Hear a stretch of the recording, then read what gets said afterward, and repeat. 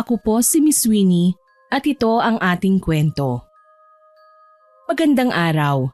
Ako po si Charlotte, 55 anyos, tubong Visayas. Ang kwentong ibabahagi ko po ay nangyari noong taong 1992. 23 anyos lamang ako noon.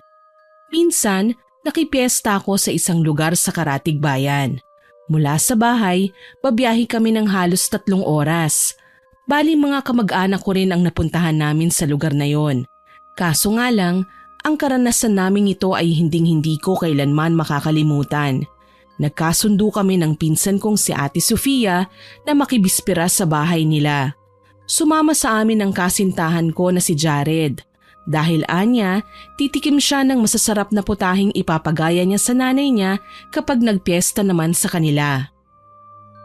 Basta Jared, lagi mong tatandaan ha, magkaibang syudad sa probinsya. Pagdating natin sa bahay ni na Chang, bumati ka ha. Kopya mahal, kung gusto mo nga, magmamano pa ako sa kanila. Sabay magpapakilala na ako ang lalaking makakasama mo na habang buhay eh. Baliw ka talaga. E di kapag nagsumbong sina auntie kay mama, magwawala yun. Malalagot tayong dalawa. Mahal, totoo naman talaga na pananagutan kita. Saka wala na akong nakikitang ibang babae sa buhay ko, kundi ikaw lang at natatanging ikaw. Sus, naging sweet na naman ang dalawang ito. Aba, at napansin na naman kami ng pinsan ko. Ate, ano yan? Papait na naman ang ampalaya mo niyan. Sofia, humanap ka na kasi ng boyfriend. Para naman may mag-aalaga sa'yo. Para hindi ka nainggit sa amin. Alam mo kasi, masaya ang may kasintahan. May kasama ka sa bawat lakad. May kausap. May kayakap sa malamig na gabi. Ayoko nga, ang saklap kaya magkaroon ng kasintahan. Nakakasuka. Tsaka itigil mo na yung kaharutan mo ah. Parang pinariringgan mo lang ako ng mga bagay na gusto mong gawin sa pinsan ko eh. Kakainin mo rin balang araw ang lahat ng sinasabi mo ate. Alam ko naman na babae ka at bibigay ka rin. At ano naman ang ibig mong sabihin na may lalaking makakapagpalambot sa bato ko ng puso? Naku, huwag kayong mangarap. Teka, ano ba yung pinapangarap mo at kinikilig ka dyan? Ayun nga po, darating din ang araw na magkakaroon ka ng boyfriend at magiging sweet ka rin sa kanya. Baka nga masahol ka pa sa akin ano? Imposible yan, oy. O bakit tawang-tawa ka Jared? Ano talagang inaasahan nyo na magkakaroon ako ng jowa? Aba, wag na kayong mangarap. Tsaka pwede ba, wag nyong i-focus sa akin ang usapan. Magpalit nga kayo ng paksa. Oo nga mahal. Namumula na si Sofia oh. Mamaya niyan, maihi na yan. Aba, hayop to ah. O siya, ibang usapan na uy. Ikaw mahal, itigil mo na yung pang-aasar mo kay ate ha. Nagmamaneho ka kaya. Mamaya niyan, imbis na kina ate tayo tumuloy, diretso na tayo sa palasyo ni Cupido niyan. Ginatungan mo pa talaga. Aray, ate bakit mo ko piningot? Ang sakit kaya ng tenga ko. Ang ingay mo kasi. Hay nako, ang pagmamahal kapag tinatanggi mas lalong gumigit-git. Nakita kong napapailing si Ate Sofia habang inaasar pa rin siya ni Jared. Ako naman, panay ang pagpuri ko sa magagandang tanawin na nakikita ko sa paligid. Hindi ko magawang makatulog, lalo na at napapansin kong malapit na kami sa bahay ni na auntie. Sa may bukana ng baryo, nakita namin ang makukulay na banderitas, ang mga nagagandahang palamuti sa bawat tahanan. Abala ang mga tao sa paligid, marami ring nagtitinda. May mga naghahanda ng nagagandahang kurtina. Hindi ko mapigilan ng humanga. Pagdating namin sa bahay ni na Ate Sofia, nagsibabaan na kami. Sinalubong kami ng ilan sa kanilang mga kasambahay. Nandito na tayo. Halika kayo pinsan, Jared. Pasok kayo. Ma, nandito na ang anak niyong maganda. Ay naku ate, mas maganda ako sa'yo. Pumapangalawa ka lang no? Nainggit ang ali. Ako ang ate kaya una akong naging maganda kesa sa'yo. Che, tuwing piyesta ka lang naman maganda eh. Ako araw-araw na maganda. Abang sama mo sa akin ha. Talagang paninindigan mo ang kagandahang yan ha, na nagmana lang naman sa akin. Tinamaan ako ron ha. Maganda naman talaga ang mahal ko ah. Tama na nga yan. Ano, papasok ba kayo o hindi? Naghihintay na si na mama o? Teka lang, may dala po tayong pasalubong, hindi ba? Kailangan ko munang kunin yun. Ako na, mahal. May kabigatan yun, hindi ba? Naku, ang bait mo talaga. Salamat, mahal. Hay, ayan na naman. Nakakaimbierna na kayong dalawa ah. Natawa na lamang ako sa naging reaksyon ni Ate Sofia. Alam ko naman kasi ang dahilan kung bakit ayaw niyang magkaroon ng nobyo. Minsan na siyang naloko at ayaw niyang maulit ang kapalpakang nangyari noon. Natatandaan ko, umuwi siyang luhaan at puro sugat ang braso dahil nakipagsabunutan pa siya sa babaeng ipinalit ng lalaking nanloko sa kanya. Siya ang ginawang masama at pinalabas na naging kontrabida sa buhay ng dating kasintahan. Ito ang nagtulak kay Ate Sofia na maging mahilig sa pagkain. Sa edad na 18, marami-raming masasarap at kakaibang putahe na siyang natutunang lutuin. Halos hindi na nga niya maipahinga ang sarili sa pagkalakap ng iba't ibang sangkap at panimpla na alam niyang kahihiligan ng kanyang pamilya. Maging ako ay nahimok na niya na tumikim ng iba't ibang klaseng pagkain.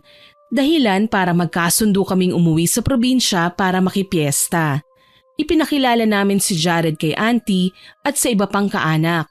Panay pa rin ang biruan nila sa pangunguna ni ate. Naku ma, sa susunod na balik ng dalawang yan dito sa atin, kasal naman na ang ipaghahanda natin. Naku, kailangan may alkalde na sa pamilya natin para magkasal sa kanila. Ano pa nga ba? Diyan naman talaga patutungo ang lahat ng magkakarelasyong nagmamahalan, hindi ba? Oy Jared, tumigil ka ha. Ang bata pa ng pinsan ko. Huwag kayong magpapakasal nang hindi pa siya handa. Ate ko, huwag kang mag-alala. Kahit bata o matanda na akong ikakasal, ikaw pa rin ang magiging maid of honor ko. Pinaganda mo pa eh. Eh ako lang naman ang kaibigan mo. Kung naging bakla si Jared, eh baka trio na tayo. Bakla talaga? Hoy Sofia, magsisisi kang tinawag mo akong bakla kapag nakilala mo ang kuya ko. Sigurado maglalaho ang pagiging man-hater mo. Sus, kahit sino pang ipagmayabang mo sa akin, wala silang laban. Mas matapang ako sa kanila, no? Tama na nga yan, nagsiselos na ako sa inyo eh. Mamaya niyan kayo na ang magkatuluyan. Kadiri ka, Charlotte. Pinsan ba talaga kita? Wag na wag mo akong itutulak sa hayop na yan at hindi kita matatansya, no? O, dito lang muna kayo ha, aayusin ko ang mga tutulugan nyo.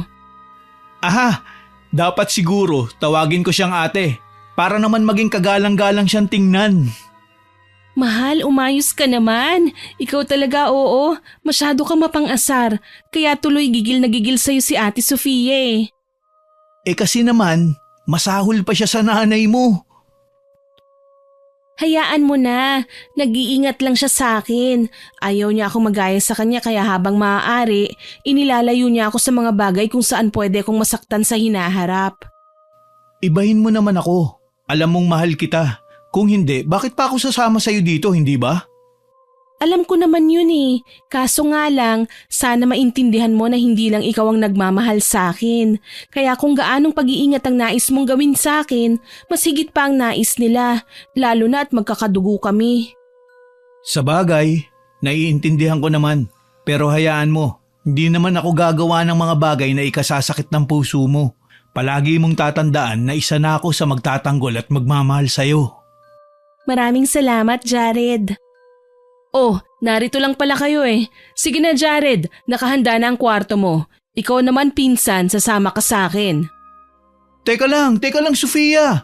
Sigurista ka eh. Ba't mo nilalayo si Charlotte sa akin? Hindi ba kami magtatabi? Subukan mo lang, Jared. Puputulan kita ng kinabukasan. Aba, hindi pa kayo kasal para tabihan mo siya sa kama, ha? Magpapakasal naman talaga kami.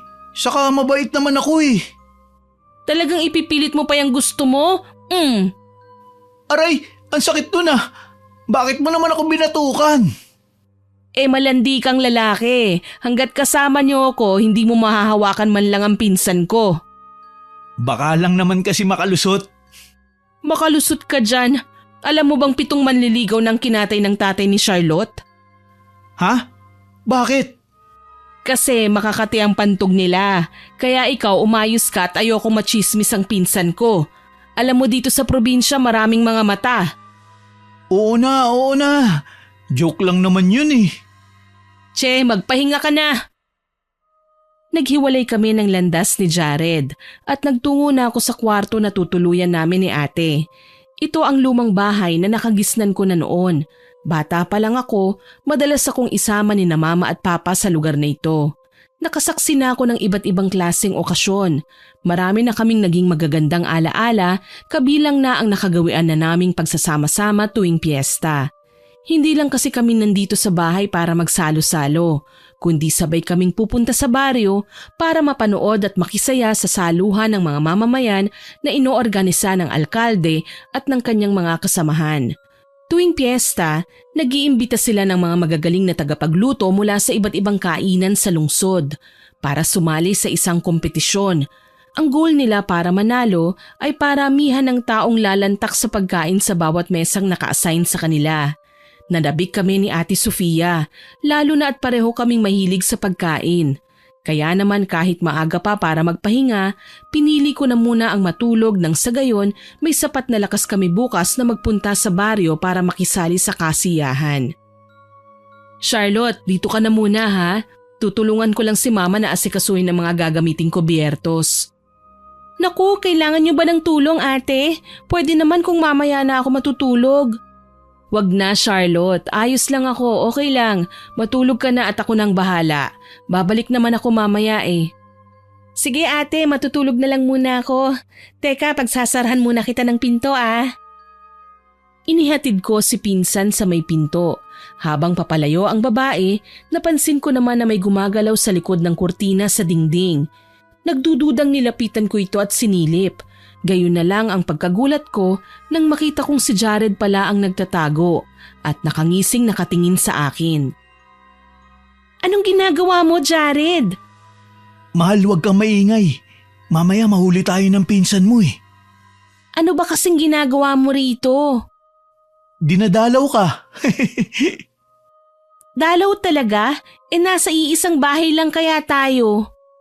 Saglit lang naman eh. Saka may ikikwento lang ako sana sa'yo. At ano naman yun? May kwentuhan kasi yung mga naguhugas ng plato sa likod bahay na abot sa bintana ng kwarto ko ang mga boses. Alam mo na, may pagkatsismoso din ang kasintahan mo, kaya naintriga akong pakinggan sila. May mga mambabarang pala dito sa bayan ni na Sofia. Ano? Mambabarang. Hindi mo ba alam yun? Sila ang mga taong may kakayahang gumamit ng itim na mahika. Kaya nilang pumatay ng tao gamit lamang ang mga manika o di kaya inuutusan nila ang mga insekto. Sa pagkakatanda ko nga, pinakapopular sa lahat ng ginagamit nilang insekto ay ang bubuyog. Grabe, ang bilis mong makasagap ng balita, Jared. Ayos lang yun. Mahal mo naman ako, di ba? Loko ka, tama na yan tungkol sa barang na yan ah. Bumalik ka na sa kwarto mo, mamaya maabutan ka ni ate dito, mapingot ka pa. Aalis na ako. Pakis muna. Jared, ano ba? Uy, kinikilig ang mahal ko. Baliw ka talaga. Sige na, isa lang. Ang kulit mo ah. Dala ng ayaw talagang makinig sa akin ni Jared, wala akong nagawa kundi ang halikan nga siya sa pisngi. Nagkahiyaan pa kami pagkatapos. Hindi naman kasi kami katulad ng iba na konting dampi lang ng balat, laplapan na kaagad. Kahit may pagkapilyo si Jared, nirerespeto niya ako. Dahilan para mahalin ko siya at ipagmalaki sa aking pamilya. Salamat, mahal. Paano? Sibat na ako ha? Parang naririnig ko na ang mga yabag ng paa ni Sofia. Mamaya na mahal, magpahuli ka na lang kaya sa kanya nang makurot ka niya. Ayoko nga. At tumakbo nga si Jared pabalik sa kanyang kwarto. Natawa na lang ako sa kanyang ginawa. At habang nasa silid, kahit pala sobrang pagod namin sa biyahe, hindi ako makatulog. Maingay kasi. May kalakihan ng bahay ni na Ate Sofia. Bakit naman hindi? Sinadya ito ng nanay niyang kapitana para sa mga pagtitipong ganito. Hanggang pabiling-biling na lamang ako. Kalaunan, nagpa siya akong bumangon. Inabala ko ang sarili ko sa paghahanap kay Ate Sofia na noon ay natagpuan ko sa kusina. Pinsan, bakit gising ka pa? Ano, may kailangan ka ba? Wala naman po ate, nahihirapan lang akong makatulog, namamahay yata ako eh. Hindi na ako magtataka, naninibago ka lang, iba kasi ang ingay na naririnig mo sa syudad at dito sa probinsya. Sa bagay po, alam mo na, nasanay lang ako sa mga tunog ng sasakyan at makina. Dito, ibang tunog naman, mga kuliglig at bulungan o di kaya'y tawanan ng mga tao. Pasasaan ba't masasanay ka rin? 1 linggo pa tayong mananatili rito, kaya hindi pwedeng hindi ka makatulog. Ang mabuti pa umidlip ka na muna. Sige ate, pero okay lang po ba kung doon ako sa may sala matulog? Ikaw ang bahala, total wala namang tao doon.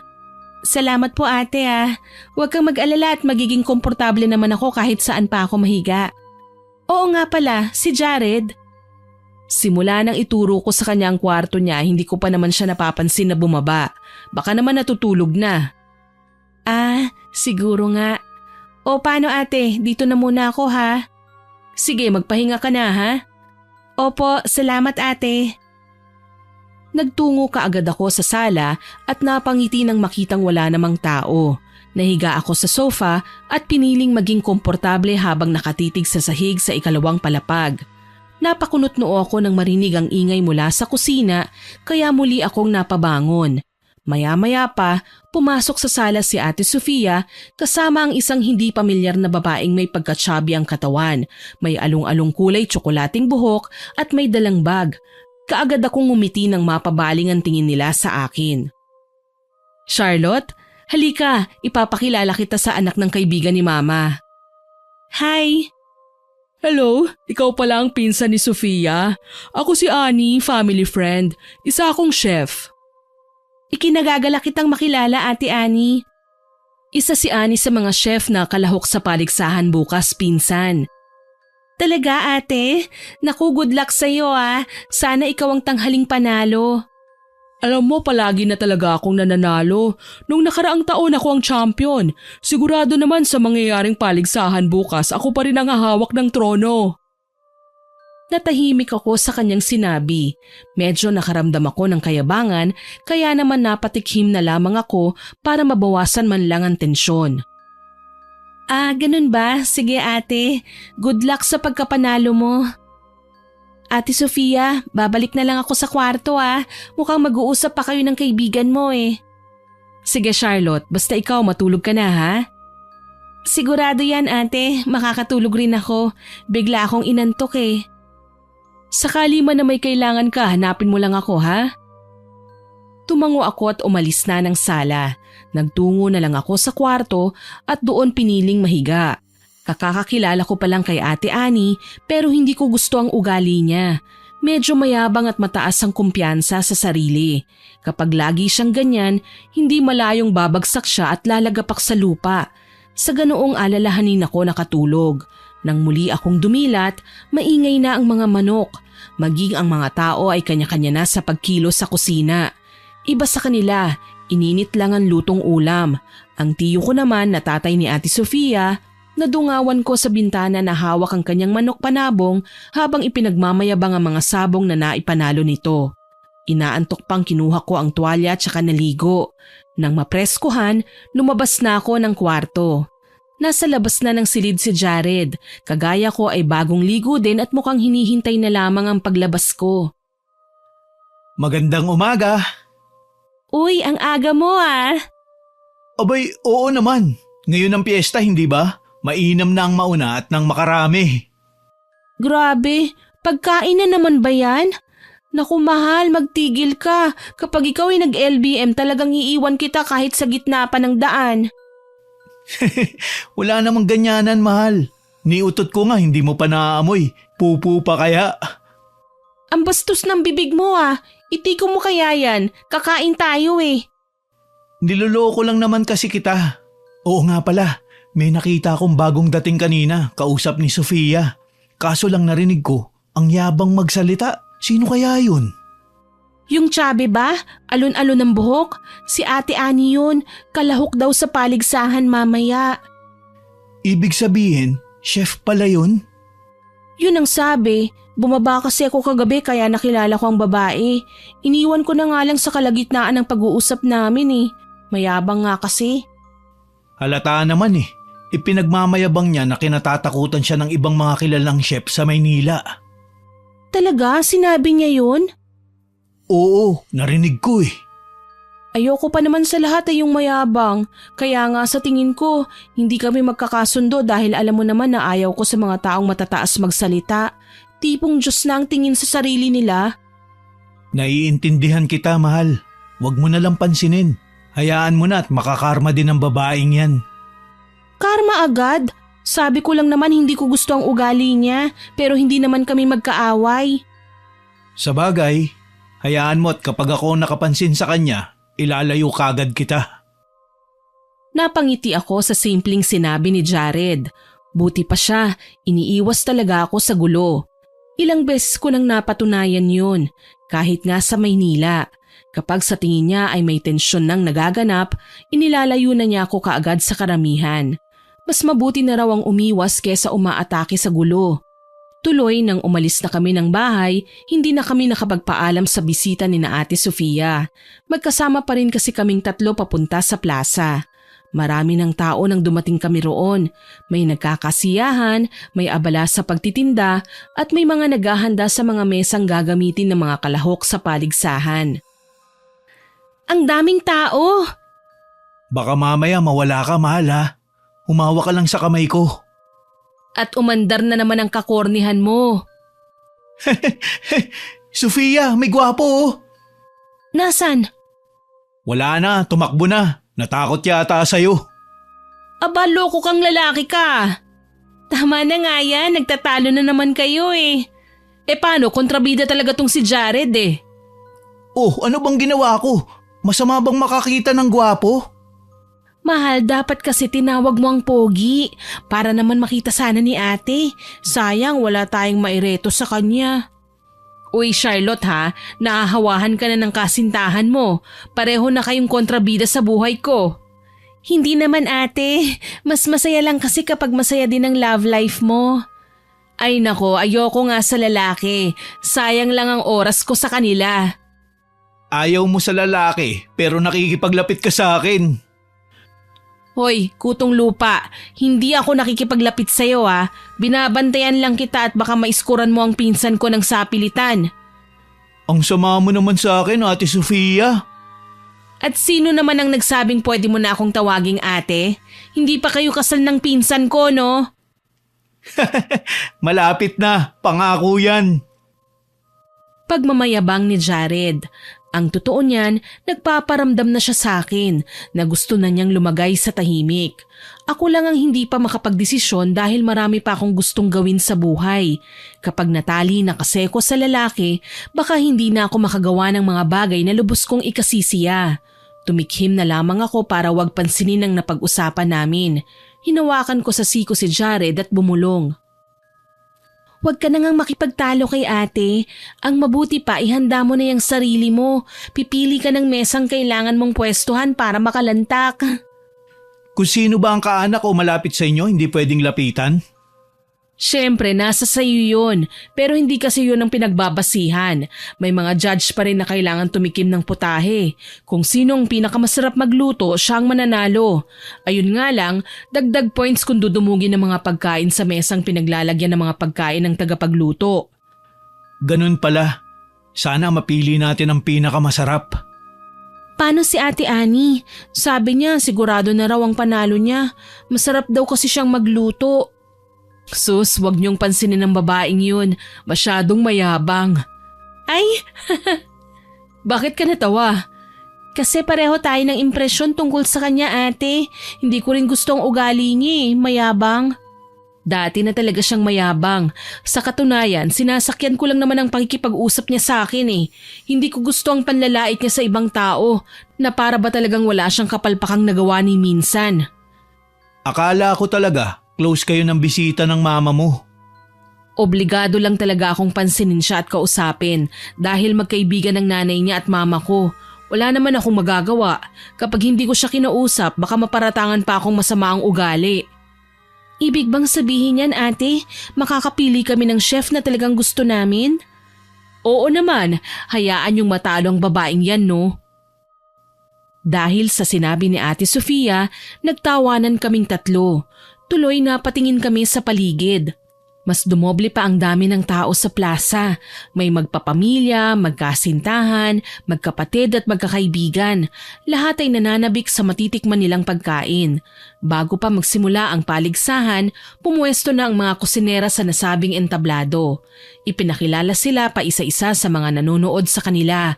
Puno naman ng kumpiyansa sa sarili na kumaway si Ate Ani sa amin, kaya plastikan man napilitan kaming mag-cheer para sa kanya. Mukhang kahit saan na talaga ilagay ang babaeng yan, makapal na talaga ang mukha. Jared! Tumahimik na kayo, magsisimula na. Sino kaya ang mananalo ngayon? Doon ako sa kahit hindi manalo basta hindi mayabang. Ako naman gusto ko yung masarap. Ay bahala kayo, basta ako masaya na sa kakanin at desserts. Aba, yan ang hinahanap ko at binabalak na gayahin. Ay naku ate, buti sana kung marami tayong pera no, para naman magkakaroon tayo ng budget sa mga ganyan. Mukhang mamahalin kaya lahat yan. Ayos lang kung mamahalin, ang mahalaga masarap. Sa bagay. Nagsimula na ang paligsahan ng pagluluto. Naging abala ang mga kusinera sa mga sumunod na oras, kabilang na si Ate Ani. Maging sa kanyang paggalaw, may bahid pa rin ng kayabangan. Hindi ko talaga gustong ipakita sa kanya ang aking suporta, kaya naman sa ibang mesa ako naglakad-lakad. Sa isang dako ng plaza, may namataan akong pulubi. Natatakam din siya sa patingin-tingin sa mga masasarap na pagkain. Napangiti na lamang ako. Wala namang nagbabawal sa mga pulubi na makisalo sa kasiyahan dahil lahat naman kami pwedeng kumain. Makalipas ang ilang oras, nakalatag na ang kanilang mga nilutong pagkain. Hindi naman gaanong nahirapan ng mga kusinera dahil may mga alalay naman sila. Gayunpaman, hindi sila mapakali habang isa-isang tinitikman ng mga hurado ang kanilang putahing inihanda. Sa 5 sumali sa patimpalak, isa lamang ang nanalo, si Ate Ani. Kalaunan, inanunsyo na ng alkalde na pwede nang kumain at magsalo-salo ang lahat. Lumapit ako sa isa sa mga mesa at doon dumampot ng masasarap na ulam. May dessert din at iilang kakanin. Sumunod naman sa akin si Jared, kasama si Ate Sofia. Dinumog ng mga tao ang nilalatag na pagkain ni Ate Ani. Kasama ng lumapit ay ang pulubi. Tuwang-tuwa ang babae nang makita ang samot-saring putahe. Sinamaan naman siya ng tingin ni Ate Ani. Hala, ang daming pagkain. Kain tayo. Ay, teka lang, bawal ang pulubi sa salo-salo. Sinong ba'y sabing bawal? Kakain ako. Kumakain nga kayo eh. Hindi pwede. Ang dungis mo. Ang baho pa. Mandidiri ang mga tao sa'yo. Huwag kang madamot. Hindi mo naman gastos to ah. Kahit na. Umalis ka na sabi. Aray, bakit mo ako tinulak? Umalis ka sabi dito. Hindi ka nababagay sa kasiyahang ito. Dahil sa narinig, hindi ko nagustuhan ang kanyang ginawa. Lalo pa at tinulak niya ang kawawang ginang dahilan para matumba ang babae sa lupa. Kaagad ko siyang dinaluhan sabay tumingala kay Ate Ani. Bakit mo siya tinulak? Nagtatanong ka pa, alam mo naman pulubi siya. O ano ngayon? Porket marungis na siya, pwede mo nang ipagtabuyan ng ganyan? Ang sama mo naman. Bakit mo ba ako ipinapahiya? Hindi mo ba ako kilala? Ako lang naman ang pinakamagaling na kusinera sa bayang ito. Wala akong pakialam, kahit anak ka pa ng kung sinong konde. Wala kang karapatang hamakin ng iba, lalo na kung mas nakabababa pa sa'yo. Dala siguro ng pagkainis niya sa sagot ko, sinugod niya ako. Nakipagsabunutan siya sa akin sa kabila ng kabiglaanan ni Jared at Ate Sofia. Mabilis silang umawat at sinubukang hilahin ang kamay ni Ate Ani na nakahawak sa buhok ko. Pero talagang kay higpit niyang humawak.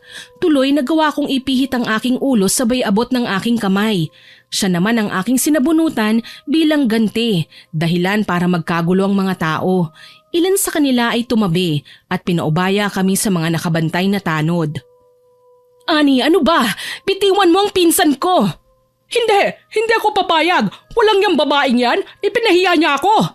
O ano ngayon? Ipinagtatanggol lang naman niya ang kawawang pulubi na tinulak-tulak mo. Ano bang pakialam mo? Sa ayaw kong mahaluan ng marungis na tao ang nakalatag kong mga niluto. Hindi ko alam na mapanghusga ka pala. Oo, at mapagmataas pa. Mayabang na kusinera yan, ate. Anong sabi mo? Teka lang, pakibitawan ng buhok ng kasintahan ko. Hindi ka ba nahihiya sa sarili mo, Aling Ani? Ang tanda nyo na pero pumapatol kayo sa bata. Ang lakas ng loob niyong pagsabihan ako, kayo naman ang mga mapanghusga. Saang banda ka namin hinusgahan? Ikaw nga ang nangaapi ng pulubi. Bakit sa tingin mo ba ganun ka nakasikat para igalang ng sino man? Oo, karapatan kong maigalang. Isa akong chef. At kung hindi dahil sa akin, hindi makakatikim ng masasarap na pagkain ng mga ignoranteng tao dito sa probinsya. Ang totoo niyan, gusto kong gumanti. Hindi pa nawawala ang hapdi sa aking anit na dulot ng pananabunot sa akin ng bisita ni Ate Sofia. Kaso lang, naunang tumayo ang pulubi at inalalayan ako. Maya-maya pa, nagulat ako nang ngumiti siya sa akin. Huwag kang mag-alala. Tuturuan natin siya ng leksyon. Paano po? Ako ang bahala. Sisiguraduhin natin na hindi na siya makakapagmayabang sa estado niya oras na dumating ang aking parusa. Teka lang po, Ali. Ano pong gagawin niyo? Basta, hayaan mo lang ako. Sa labis kong pagkagulat, umusal ng ritual ang ginang na ikinakunot ng aking noo. Hindi ko kasi maintindihan ang ibig sabihin nun. Basta mga lingwaheng madalas kong marinig sa mga palabas, yung nag-oorasyon para sa ikasisira ng iba. Maya-maya pa, kinabahan ako nang makitang kanya-kanya sa pamimilipit ng tiyan ng mga tao. Hindi naman lahat, pero yung mga nakakain ng nilutong putahe ni Ate Ani. Nagulat ang ilan sa amin at naibaling ang atensyon sa kanila. Tuloy, hindi ko nagawang gumanti nang makitang isa-isang sumukang mga tao. Nang makita namin ang mga sinuka nila, mas lalo kaming kinilabutan. Sumuka sila ng ipis. Anong nangyayari? Isa itong kababalaghan. Kailangan nating humingi ng tulong. Teka, at aalalayan ko ang iba. Bakit ganun? Ano bang meron sa mga nilutong pagkain ni Ate Ani? Bakit sumama ang pakiramdam ng karamihan? Baka may hinalo siyang kakaiba. Anong ginawa mo, Ani? Wala akong ginawa. Ano ba? Bakit niyo ako pinagbibintangan na parang ako ang kriminal? Wala kang ginawa? Bakit nagkasakit ang mga tao? Ikaw ang may kasalanan nito. Tama, may kasalanan ng babaeng yan. Isa siyang mambabarang. Nahihibang ka na ba, pulubi? Hindi totoo yan. Huwag ka nang magkaila. Ikaw lang naman ang may lakas ng loob na gawin ito sa amin. Kita mo naman ang mga tao. Ipis at uod ang sinuka nila. Kung ako talagang may kasalanan, bakit hindi ka pa nagkakasakit? Tanga ka ba? Hindi naman siya nakakain ng niluto mo eh. Tinulak mo nga siya eh. Bakit hindi ko siya itutulak? Ang baho niya. Kasing sama pa ng itsura niya ang pananamit niya. Aba, pasalamat nga kayo eh. Natikman niyo ang mga pagkain kong first class. Paano na lang kung hindi ako naimbitahan dito? Marahil, ignorante pa ang mga tao ngayon sa bawat putaing naihain ko. Pasmado talaga yung bibig mo, no? Imbis na tumulong ka na lang sa mga tao, ganyan pa ang mga sasabihin mo. Tama na nga yan. Kanina pa kayo nagtatalo eh. Nagkakagulo na nga eh. Paano yan, ate? Anong gagawin natin? Huwag kayong mag-alala. Parating na ang ambulansya. Tumabi kami nang lumapit ang iilang nurse at mga kawani ng barangay. Pinagtulungan nilang dalhin ang mga biktima sa ambulansya. Ilan naman sa mga taong nakasaksi ng pangyayari, lalo na ang mga kaanak ng nakalaban ni Ate Ani sa paligsahan, ay galit na sininghala ng babae. Sabi nila siya ang salot, siya ang mambabarang, may dalang sakit sa mga tao. Nagtumanggi si Ate Ani sa paratang ng mga tao at galit na hinarap ang pulubi. Kasalanan mo to, hayop kang babae ka! Ang mga mapagmataas, marapat lang na magdusa. Walang mararating ang mga taong mayayabang. Sila ay mananatiling nasa ibaba at hindi kailanman makakarating sa tuktok ng kaligayahan. Ang dami mong satsat, tanda. Alam kong ikaw ang may kagagawa ng kaguluhan. Bilis na at pagalingin mo sila. Ikaw lamang ang makapagpapagaling sa kanila, iha. Baliw ka ba? Anong akala mo sa akin, mambabarang? Ikaw ang dahilan kung bakit sila nagkasakit. Kahit dalhin mo pa sila sa ospital, hindi sila gagaling. Hindi sila babalik sa dati. Mas lalo lamang silang manghihina hanggang sa tuluyan na nga silang mamatay. Dahil sa narinig, karamihan sa mga tao ay nangangalit ang mga bagang na kinuyog si Annie. Tuluyan nang nagkagulo ang mga tao at nawasak ang kasiyahan. Lahat ng kaanak ng nakakain ng nilutong potahe ay kinuyog si Ate Annie. Wala kaming nagawa kundi ang tumabi at wag nang makialam sa takot na baka mag-stampede sa aming kinaroroonan. Ang babaeng pulubi naman, mabilis na umalis sa plaza. Sinubukan ko pa siyang hanapin pero hindi ko na siya maabot pa ng aking tanaw. Isa sa mga nagsuka ang dalawang kasambahay ni na Ate Sofia. Nag-aalala nilang dinala sa bahay ang mga ito dahil paliwanag ng matandang pulubi, hindi doktor ang makakapanggamot sa dalawa kundi isang albularyo. Kinikilabutan ako. Anong mangyayari sa kanila, ate? Huwag kang mag-alala, pinsan. May nakatira namang albularyo malapit sa bukana. Ipinatawag na ni mamang lalaki. Kailangan lang natin tulungan muna ang iba pang malubha para naman medyo bumuti ang kanilang pakiramdam. Simulat sa pool ngayon lang talaga ako nakakita ng mga taong tinamaan ng barang. Totoo ba talaga ito? Totoo, mahal. At naniniwala ako sa mga ganyan. Hindi basta-bastang taong makakagawa ng ganitong sumpa, lalo na't kaagad na naaapektuhan ng mga taong damay lang sa kaguluhan. Magaling na albularyo ang nakuha ko. Huwag kayong mag-alala at kaagad silang gagaling. Wala kaming nagawa kundi pagmasdan ng mga taong nahihirapan na sa pagsusuka. Gusto kong maiyak sa kanilang sitwasyon. Halos mahirapan na sila sa paghinga. Marami na rin silang sinukang insekto na sa labis kong pagkasindak ay buhay at nagsisigapangan pa. Mabuti na lang dumating kagad ang albularyong pinakuha nila sa bayan. Kaagad na inasikaso ang ilan sa mga napuruhan at tinawas. Dala ng matinding kuryosidad, nakisilip ako at pinagmasdan ang ginawa ng matanda. Nakita kong abala ang albularyo sa pagpapatayo ng itlog sa isang bato. Gusto ko tuloy matawa. Anong klaseng pagtatawas bang ginagawa ng lalaki? Posible bang tumayo ang itlog? Natutumba naman talaga ito kapag pilit na pinatatayo. Makalipas ang ilang saglit, inanunsyo ng albularyo na nabarang nga ang mga kasambahay ni na Ate Sofia.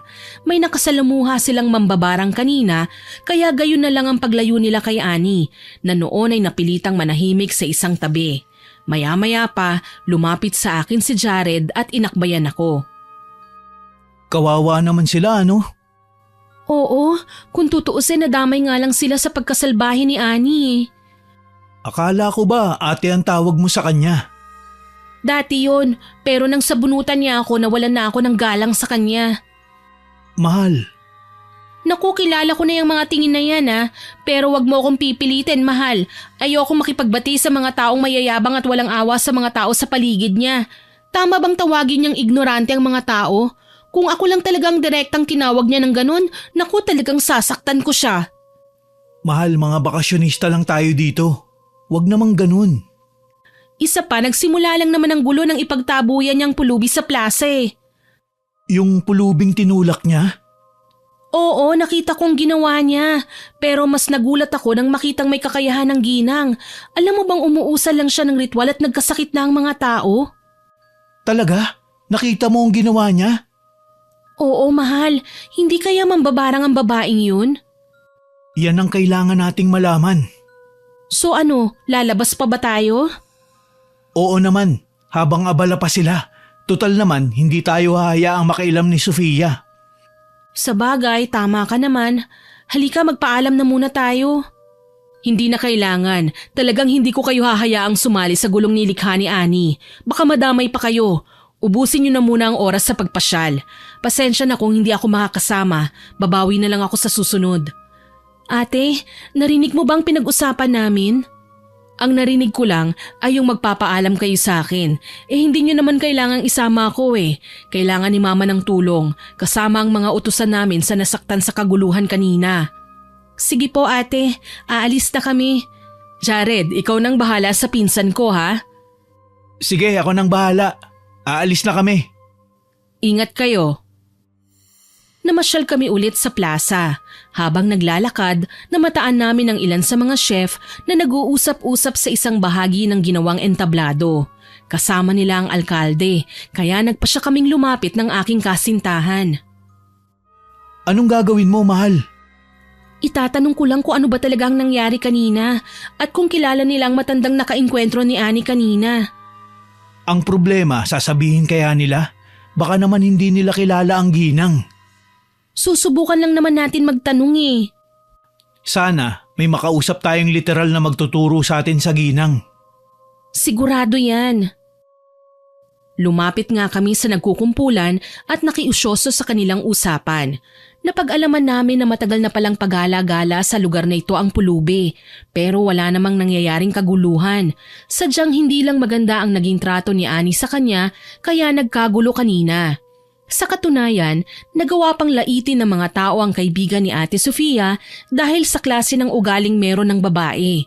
Tungkol naman sa biglang pagsusuka ng mga tao, walang nakakaalam sa lagim na posibleng pinagmulan. Sa dami ng hinuha ng mga tao, wala man lang tumama ng sagot.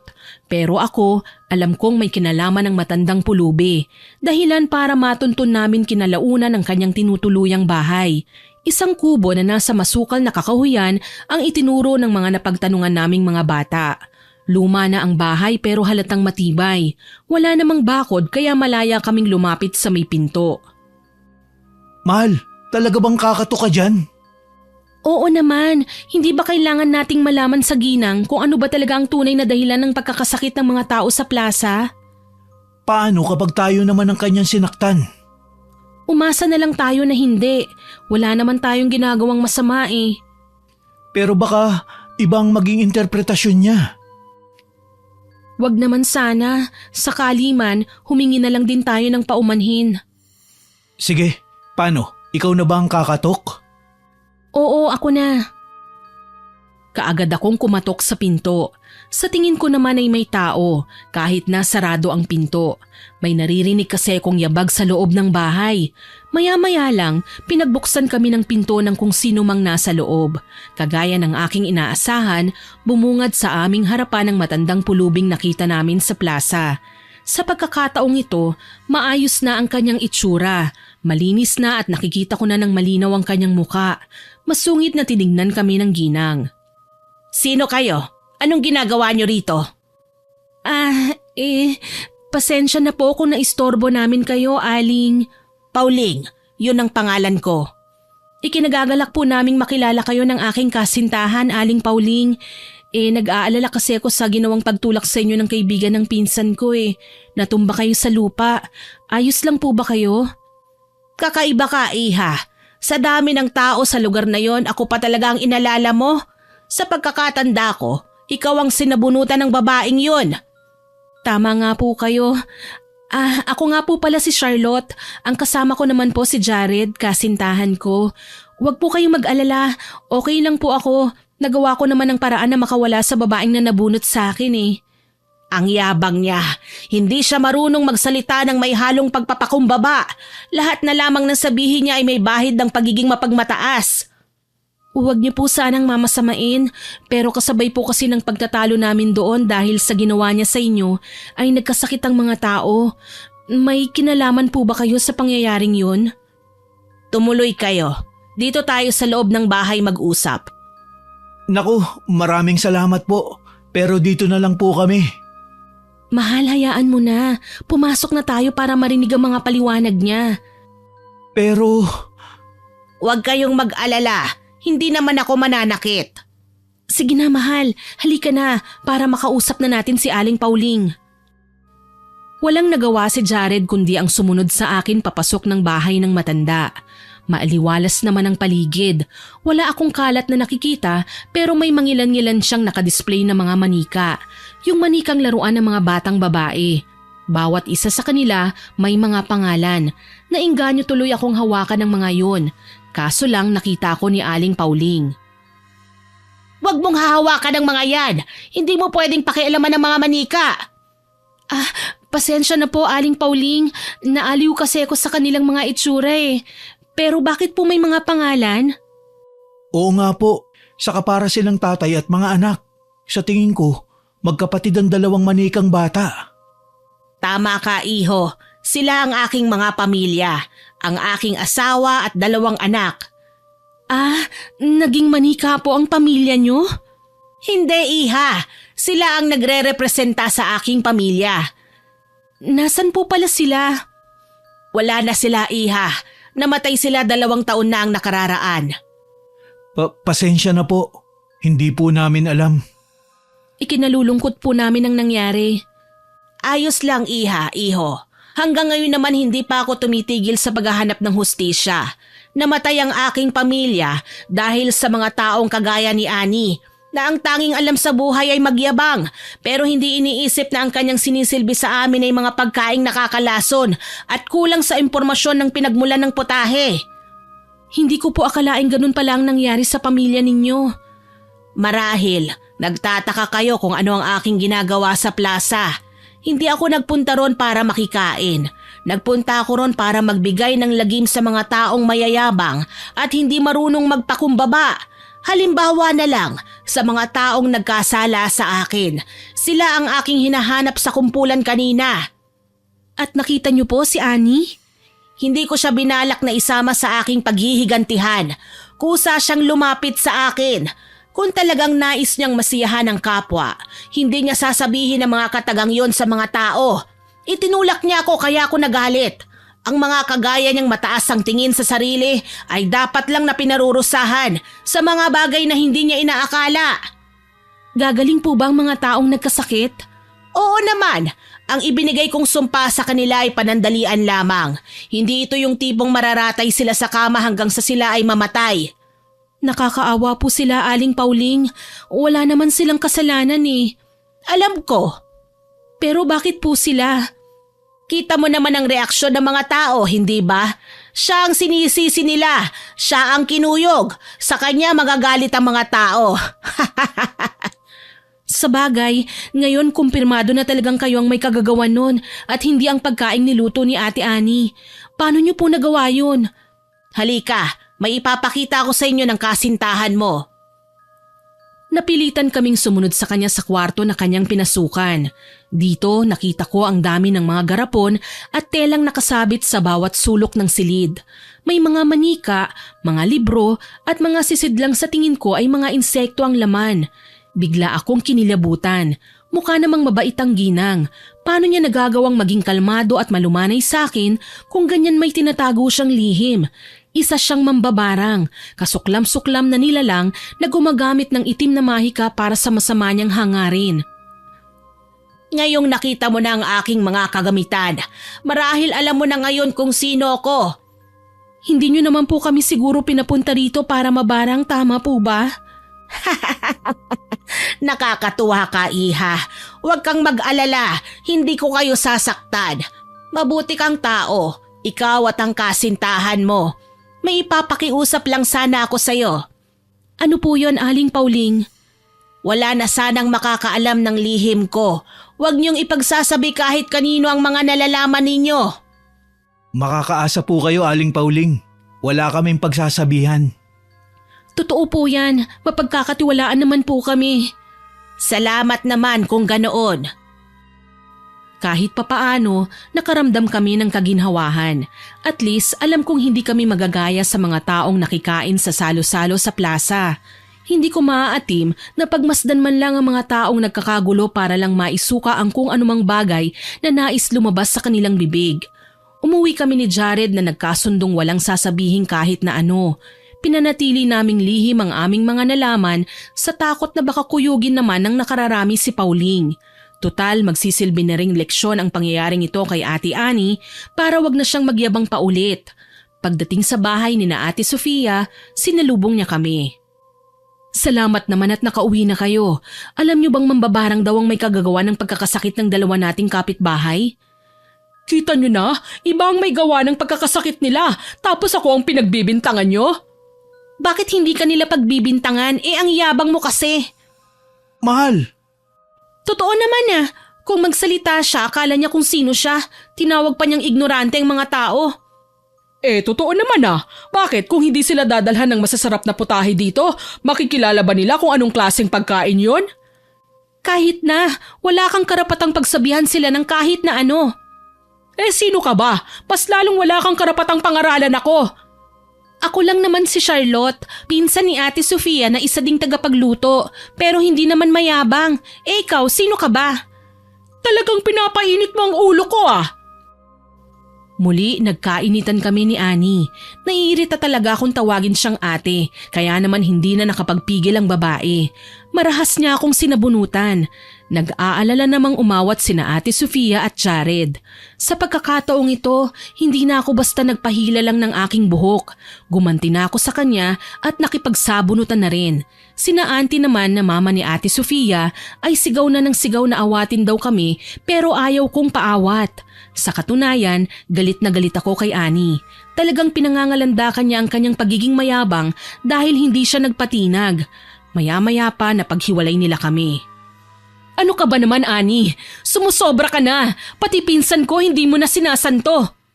Ang tagal ko nang nagpupunta rito Kayong pa may naglakas ng loob na kalabanin ako?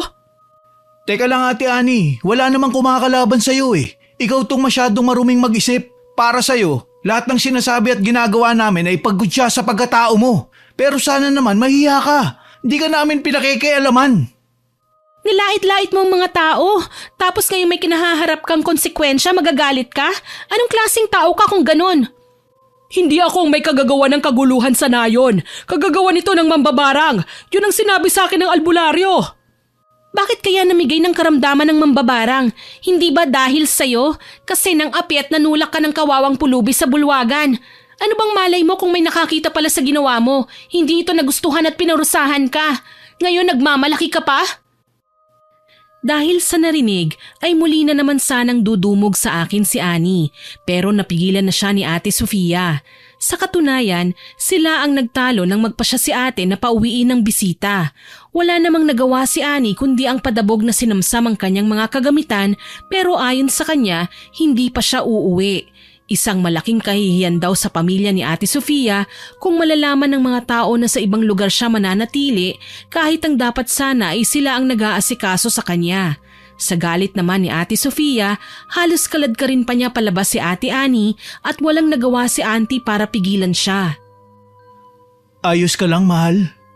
Oo naman, ayos lang ako. Pasensya ka na kung hindi ako nakinig sa iyo Nadamay ka patuloy sa pag-aawat sa akin. Ayoko lang kasi na ipagpatuloy ni Annie ang pagmamayabang niya Siya na nga ang may kasalanan, matapang pa rin siya. Hayaan mo na. Hindi na din naman magtatagal dito si Annie. Pinauuwi na siya ni Auntie. Salamat naman kung ganun. Mas mabuti na rin yun para matigil na kahit papano ang masasama niyang pananalita. Bilib nga ako sa iyo Kasi kahit sinabunutan ka na, kalmado ka pa rin. Masakit na nga ang anit ko Magiging hysterical pa ba ako? Siyempre, kailangan kong maging kalmado nang sa gayon magawa kong mabawi ang hinihila kong buhok. Sa bagay, tama ka naman. Oo nga pala, kumusta na kaya mga kasambahay ni na Sofia? Oo nga no, hindi na natin sila nakamusta. Halika puntahan natin sila sa kwarto nila. Natuwa kami nang makitang okay na ang dalawang kasambahay ni na Ate Sofia. Kahit papaano, nabawasan pang lalo ang aming alalahanin. Buong akala ko, maririnig ko pang walang humpay nilang iyakan at ungulan. Pero maayos na silang nagtatrabaho na para bang walang anumang nangyari. Nagpapasalamat pa ang dalawa sa kabutihang loob na pinakita namin sa kanila dahil inalalayan namin sila na makauwi sa halip na pandirihan. Tinapik ko na lamang ang balikat nilang dalawa. Sinabi ko sa kanila na kahit sino naman basta nangangailangan may lalapit para tumulong. Lumipas ang 2 araw, naging maayos naman ang nalalabing selebrasyon ng piyesta. Namasyal kami at namili ng mga souvenirs sa tindahan, kumain ng mga kilalang kakanin at namasyal sa magagandang taniman na meron sa bayan. Kinahapunan, nagmimerienda kami ni Jared sa veranda nang humahangos na dumating si Ate Sofia. Ate, saan ka galing? Galing ako sa plaza, pinsan. Alam mo ba, usap-usapan ngayon si Annie sa bayan. Normal lang yon ate, kahit sino naman talagang sisikat oras na may ginawang hindi kaaya-aya sa kapwa. Tama, saka marami kaya ang galit sa kanya. Iba ito. Ano bang nangyari ate? Biglang nagkasakit si Annie. Ayon sa mga nakakita, nagutom na lang daw ang babae at kinain na lang bigla ang lupa. Nagutom siya at kumain ng lupa. Ibang klaseng karamdaman naman yata yun. Hindi ba, mahal? O baka naman palusot lang yan ni Ate Annie para puntahan natin siya. Totoo ang sinasabi ko, Jared. Kinain niya ang lupa at dinurog ang mga bato. Hindi ko nga alam paano niya nagagawa yun Ano? Mapera naman si Ate Ani, hindi ba Ate Sofia? Bakit kailangan niyang gawin yun? Tsaka bakit lupa? Nagpapapansin ba siya? Iba ito. Mukha daw kasing wala sa sarili si Ani. Lutang at kung ano-ano na lang daw ang nakikita. Hindi naman siya mukhang baliw kanina. Pero bakit siya biglang nagkaganoon? Sigurado may kung sinong gumamit ng itim na mahika para mangyari yun. Ang mambabarang na siyang dahilan ng pagkakasakit ng mga tao sa plaza, baka may kinalaman siya. Baka pinarurusahan niya si Ani. Hindi na ako magtataka, ate. Masyadong masama ang ugali niya eh. Dapat lang na magdusa siya paminsan-minsan para naman magtanda siya at malaman niyang mali ang ginagawa niya. Hindi naman talaga dating ganyan si Ani eh. Nagsimula lang yan nang siya man ay naging biktima ng kayabangan ng iba. Napahamak ang kanyang nag-iisang kapatid dahil sa yabangan sa paligsahan ng karera kung sino ang pinakamabilis magpapatakbo ng kalabaw. Malaki ang pusta ng mga mayayaman kaya napilitang sumali ang kapatid niya. Sakitin kasi si Ani noon. Mahirap lang ang buhay kaya kailangan nilang dumiskarte. Malas lang dahil habang pinapatakbo niya ang kanyang kalabaw sa putikan, 2 bata at isang lalaki na sa tingin namin ay ama nila ang napahamak at namatay ng masungayan ito ng kalabaw. Diyos ko, parang may pagkakahawig ito sa kwento ni Aling Pauling. Ha? Sino si Pauling? Siya po ang matandang pulubi na nakatira sa kagubatan, Ate Sofia. Pasensya na kung hindi namin sinabi sa iyo ang tungkol sa kanya. Natakot lang talaga ako na baka masamain mo ang paglihim namin. Matagal na kasi kung may hinuha na siyang may kagagawan sa pagkakasakit ng mga tao, kaya hinanap namin siya ni Jared. Hindi naman ako nagagalit eh. Pamilyar kasi sa akin ang pangalan na Aling Pauling na yan. Narinig ko na sa labas ng bahay. Ate, hindi kaya siya ang asawa ng mag-amang nadumog ng kalabaw na sakay ng kapatid ni Ate Ani? Oo nga ano. Nang makita ni Aling Pauling ang pangungutya ni Ate Ani, naalala niya ang kayabangan ng kapatid nito na naging dahilan ng kamatayan ng mag-aama niya, kaya gumanti siya kagad. Kawawa naman pala si Aling Pauling, hindi naging madali ang pinagdaanan niya. Tama ka ate, pero kung ganyang malubhari naman pala si Ate Ani, kahit masama ang loob ko sa kanya ay hindi ko naman maaatim na hindi siya tulungan. Talagang ipinagmamalaki kita pinsan, kahit nasaktan ka na niya, nagawa mo pa rin siyang kaawaan. Nakalimutan mo na ba ang turo sa atin ni Lola ate? Hindi ba palagi niyang sinasabi na kailangan nating magpatawad? Kahit gaano kabigat ang kasalanan ng taong nagkasala sa atin, kailangan natin silang patawarin nang sa gayon tayo naman ay makausad sa buhay. So paano na? Pupuntahan ba natin si Ani? Silipin natin ang kanyang kalagayan. Sige, pwede naman. Mukhang nasa bahay lang niya si Ate Ani. Kung ganun, ano pang ginagawa natin? Puntahan na natin siya kaagad. Umalis kami ng hapong yun at nagtungo sa bahay na tinutuluyan ni Ate Ani. Hindi ako makapaniwala sa bilis ng karma na dumapo sa kanya. Kitang-kita namin kung paano nagbago ang kanyang anyo mula sa dati niyang itsura hanggang sa isang maputla at sakiting pasyente na. May binayaran siyang tao na mag-aasikaso sa kanya. Ngunit maging ang nasabing tagapag-alaga ay labis siyang pinandidirihan na kahit ang malaking halaga ay kayang tanggihan wag lang magtagal sa paghawak sa kanya. Mapait ng ngiti ang iginawad ng babae sa kanila na naging dahilan ng aking pagtikhim. Ani, nakakabigla ang tagpong ito, pero ano bang nangyari sa iyo? Mahabang kwento pero ang matandang pulubing inalipusta at hinama ko noong paligsahan ay may kakayahang bigyan ako ng karamdaman, kaya heto ko ngayon nagdurusa. Pero hindi ba't iisang beses ka lang niyang nakabanggaan? Bakit pinarusahan ka na niya kagad ng ganyan? Ganun ba kalalim ang galit niya sa'yo para bigyan ka ng sakit na halos walang matinong gamot? Dati na kaming nagkasala sa kanila. Ang kapatid ko, hindi siya basta namatay dahil sa disgrasya. Napahamak siya dahil sa kayabangan. Ang masaklap pa roon, maging ang kanyang pamilya ay namatay at hindi man lang namin nadamayan. Ni hindi kami nakahingi ng tawad sa kanya. Patuloy kaming nagmalaki hanggang sa nagawa kong ang iangat ang dati ng mahirap naming pamilya. Mas lalo kong kinamuhian ang mga mabababang tao dahil naaalala ko ang pagkalugmok namin noong araw. Noong nagtagumpay ka sa buhay, hindi mo man lang ba siya hinanap? Hindi. Bakit ko sila hahanapin? Masyado akong abala sa pagpapalago ng sarili kong karera.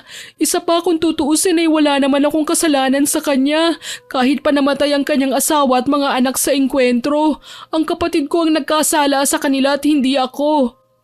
Pero nagpakita ka ng kayabangan sa kanya. Ginalit mo siya at pinaalala mo sa kanya ang mga nawala sa kanya nang kutsain mo siya.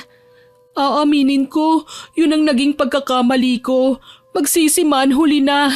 Nakaratay na ako. Wala nang lakas para lumapit pa sa kanya. May pag-asa pa, Ate Annie. Kailangan mo lang na matutong maging mapagkumbaba. Matuto kang magpatawad sa mga nagkasala sa'yo. Higit sa lahat, humingi ka ng tawad sa lahat ng taong nasaktan mo at nasagasaan. Alam ko naman na mahirap, pero ito lang ang solusyon para gumaling ka. Ang magbago. Ibig mo bang sabihin, mahahanap ko pa si Aling Pauling? Kilala mo pala siya? Oo naman, kilala ko siya. Sadyang kinalimutan ko lang ang tungkol sa kanya para takbuhan ang obligasyon ko. Kahit kasi namatay na ang kapatid ko, alam kong nagkasala pa rin siya. Hindi naman dapat ipagpasalamat na lang namin ang pagkawala ng buhay ng iba. Hindi ko lang talaga alam kung paano lumapit sa ngayon. Nahihiya ako. Huwag kang mag-alala. Gagawa natin yan ng paraan. Ang mahalaga, gumaling ka lang. Ang dami ng atraso ko sa'yo pero kahit kailan hindi ka man lang nagtanim ng sama ng loob sa akin. Ate, nagagalit talaga ako. Pero malalaki na tayo. Hindi na tayo mga bata na basta nalang iiyak o magsusumbong anumang oras nating naisin. Lagi nating tatandaan. Paslit nga madaling nakakalimot sa nagkasala sa kanila eh. Nakikipagbati pa kagad. Tayo pa kaya. Sabagay, tama ka. Huwag kang mag-alala, kakausapin ko si Aling Pauling. Sasabihin ko sa kanya na natauhan ka niya, na kung pwede, bawiin na niyang binigay niyang karamdaman sa'yo. Ngiti lang ang isinagot ni Ate Annie sa aking sinabi. Dala nang hindi namin siya maiwan sa tinutuluyan niya, nagpa siya sina Auntie at Ate Sofia na isama na lang pabalik si Ate Annie sa kanilang bahay para doon na maasikaso. Hindi ko maiwasang maawa sa kanyang sitwasyon. Isang pambihirang pangyayari talaga na ang tatag at lakas ng isang tao ay kay bilis maglaho kapag nadapuan na ng karamdaman. Ibang-iba na si Ate Annie ngayon dahil 2 araw pa lamang ang nakakalipas simula nang magkasakit siya, naging malala na ang kanyang sitwasyon. Halos hindi na siya makabangon dahil literal na tinanggalan siya ng lakas na makatayo. Ang kanyang balat ay namumula at parabang nagiging manipis. Ang labi niya nanunuyo at nagkasugat-sugat dulot ng pagkain niya ng mga bato. Ano bang nasa isip mo at kumain ka ng bato? Hindi ko alam, basta na lang ako nakalimot sa aking sarili at nahimatay. Kaso lang yung pagkawala ng malay tao ko ay parang may ibang nilalang na sumapi sa akin at siyang kumakain ng bato na inaakala ninyo ay ako. Ibig sabihin wala kang alam sa kung ano-anong pinaggagawa ng katawan mo? Oo, yun ang totoo. Nagulat na lang ako nang magising nang inunguya ko ng mga bato. Siyempre sinuka ko ang lahat ng yun. Kaso lang hindi lahat natanggal ko sa lalamunan ko.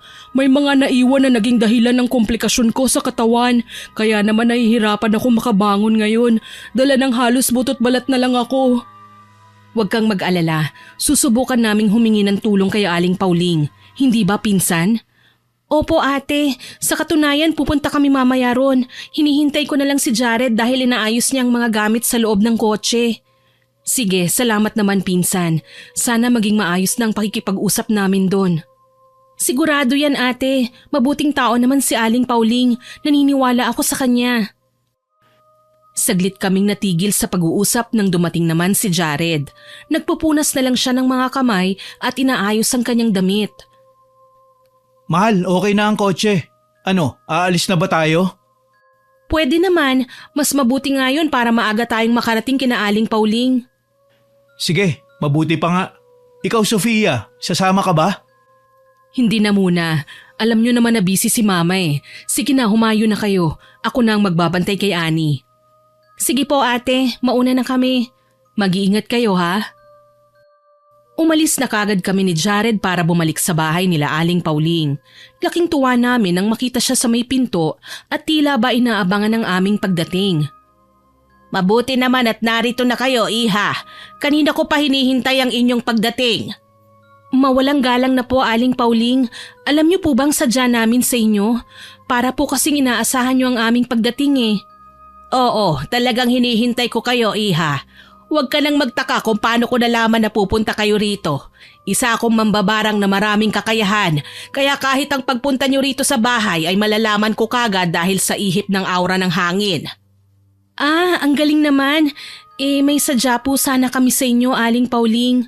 Hindi ko lubos maisip kung bakit kailangan kayo ang lumapit sa akin. Kayong siya naman ang nagkasala sa akin. Hindi po kasi siya makatayo eh. Kaartehan, bakit ang kapatid niya? Nabali na nga ay nagawa pang gumapang. Hindi ko naman siya binalian ng buto. Hindi ko siya tinanggalan ng paa. Napakaarte niya. Pasensya na po, Aling Pauling. Ano po bang gusto niyong mangyari? Gusto kong magsisi siya. Gusto ko pagdusahan niya ang ginawa niya. Hindi porket naratay na siya, hindi na niya kayang bumangon. Nasa akin ang gamot, oo. Pero dahil pinarusahan ko siya sa pagiging mapagmataas niya, kailangan niyang lumuhod sa lupa. Kailangan niyang magmakaawa. Kailangan niyang magpakumbaba. Nakuha ko na po ang gusto niyong mangyari, Aling Pauling. Huwag po kayong mag-alala. Ipapaabot ko kay Ate Ani ang gusto niyong mangyari. Huwag na muna kayong umuwi. Gusto kong masaksihan niyo ang pagdating ni Ani. Ha?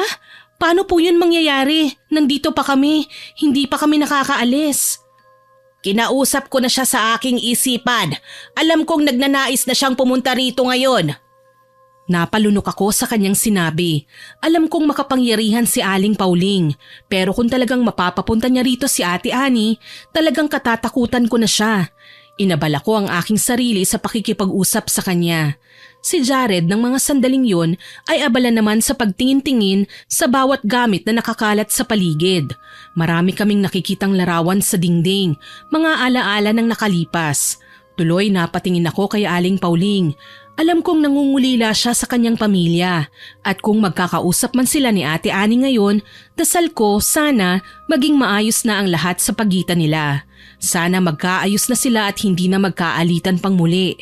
Makalipas lang ang ilang sandali, nagulat ako nang makita si Ate Ani na papasok na sa bakuran. Hirap siyang naglakad at halos gumapang na. Kinabahan naman ako ng husto. Ate Ani? Huwag mo siyang lalapitan. Pero nahihirapan na siya, Aling Pauling. Kailangan ko siyang tulungan. Hayaan mo siya. Mahal, pakinggan mo si Aling Pauling. Kapag tinulungan mo si Ani, para na rin siyang nawala ng tiwala na magbabago pa at magsisisi. Kailangan hayaan mo siya nang mapagtanto ang kanyang mga pagkakamali. Hindi mo siya dapat inaalalayan. Matigas na tugon ng ginang. Wala akong nagawa kundi ang hayaan na lamang si Ate Ani. Nakita ko ang matinding panginginig ng kanyang mga paa na tila ba wala ng lakas dahil nahihirapan ng makahakbang. Mabuti na lang may hawak siyang panungkod na magagamit niya para makaamot ng konting lakas. Kalaunan, nagawa niyang makalapit sa pinto. Literal na paggapang at paghalik sa lupa na nga ang kanyang nagawa. Sobrang nakakaawa, pero hindi nagpakita ng katiting na emosyon si Aling Pauling. Mangyak-ngiyak na tumingala sa amin si Ate Ani. Aling Pauling, patawarin niyo ako. Sana po wag po kayong magalit sa akin. Natuto na po ako sa aking mga pagkakamali. Alam mo bang kahit namatay ang aking mag-aama, ay nakahanda pa rin akong patawarin ka? Ilang beses na tayong nagkikita at kilala mo ko. Pero sa halip na maging mabait ka at mapagkumbaba, hinayaan mong lamunin ka ng pagiging mapagmataas mo. Ginawa mo ang lahat para kasuklaman kita. Nabulag lang po ako ng mga magagandang bagay na dumating sa buhay ko. Hindi ko kailanman iniisip na nasasaktan ko na pala ang mga tao sa paligid ko. Sana po mapatawad niyo ako at ang kapatid ko.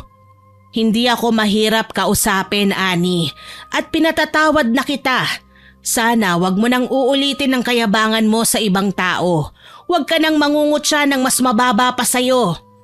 Pangako po, gagawin ko ang lahat, magbabago na ako. Hindi ko nahahayaan na may masaktan pa akong iba. Maraming salamat po, Aling Pauling. Tunay ngang nagbago na si Ate Ani. Napansin kong nagiging mahinahon na siya sa pakikipag-usap sa ibang tao. Marunong na siyang magpakumbaba. Kaya na niyang makihalubilo sa mga tao. Alam na niya kung kailan siya tatahimik o magsasalita ng naaayon sa kanyang komento. Kalaunan, gumaling din ang karamdaman ni Ate Annie. Naglaho na ang pagkahumaling niya sa pagkain ng bato. Nagawa ng doktor ng paraan na maayos ang kanyang kalusugan at bumalik na siya sa pagiging isang kusinera. Sa pagkakataong yon, marunong na siyang umintindi sa mga tao. Hindi na niya kinukutya ang mga mahihirap at pinapakain pa niya ang mga nagugutom. Dito ko napagtanto na anuman ang ating posisyon sa buhay, marapat lang na tayo ay maging mabuti at mapagkumbaba. Sa katunayan, masaya naming pinagmamasdan ngayon si Ate Annie na ipinagluluto ng masarap na putahe ang mga tao. Nakakatuwa, mabait na si Ate Annie at nagawa na niyang makihalubilo sa mga tao. Yan ang mahikang nagagawa ni Aling Pauling. Hindi lahat ng mambabarang ay masama. Ito lamang ang patunay na may mga mambabarang na ginagamit ang kanilang kaalaman para bigyan ng aral ang mga taong nagkamali. Tama kayo dyan. Higit sa lahat, may mga bagay talaga na kailangan nating ibaon na sa limot, kagaya ng pagpapatawad sa nagkasala sa atin. Teka lang Jared, parang may pinariringgang kang iba. Ha? Wala naman ah. Para kasing ako ang pinariringgan mo na magpatawad eh. Ang sabi niya ate, magkaroon ka na kasi ng kasintahan. Patawarin mo na ang ex mo para pareho na kayong makausad. Sinasabi ko na nga ba eh, ako na naman ang babagsakan ng topic nyo ngayon eh. Maghahabulan na sana kami kaso lang biglang lumapit sa amin si Ate Annie. Ano pang ginagawa nyo rito? Kumain na kayo ron. Nagkakagulo na nga ang iba eh, mamaya maubusan kayo. Diyan na kayo, lalamon pa ako. Kanina pa kaya ako nagugutom. Halika na mahal. Oo naman mahal. Kailangan subuan mo ako ha. Hindi ako naiinggit sa inyo. Tawanan na lang ang narinig ko mula sa aking mga kasama. Naging maayos din kaming lahat kinalaunan. Kahit papaano, na-enjoy namin ang aming bakasyon hanggang sa lumipas ang taon-taon at palagi na kaming nagpupunta tuwing piyesta. Naging malapit na magkaibigan sina Aling Pauling na noon ay hiniling na namin na itago ang kanyang kaalaman sa pambabarang at naging tindera na lamang ng mga gulay. Si Ate Annie naman, huli naming balita ay nakabili ng pwesto sa bayan at nagtayo ng karinderya kung saan siya pa rin ang pangunahing kusinera. Salamat sa Panginoon, naging maayos naman ang takbo ng lahat at hanggang ngayon ay ginagabayan pa rin kami ng poong may kapal. Sa susunod na buwan, piyesta na naman. Sisiguraduhin kong makakasalo ulit kami ni Jared na ngayon ay asawa ko na sa salo-salo sa plaza. Hanggang dito na lamang po. More power po sa inyong channel at God bless. Naway kapulutan ninyo ng aral ang aking ibinahaging kwento. Hanggang sa muli, ako po si Miss Winnie na nagpapasalamat sa inyong pakikinig.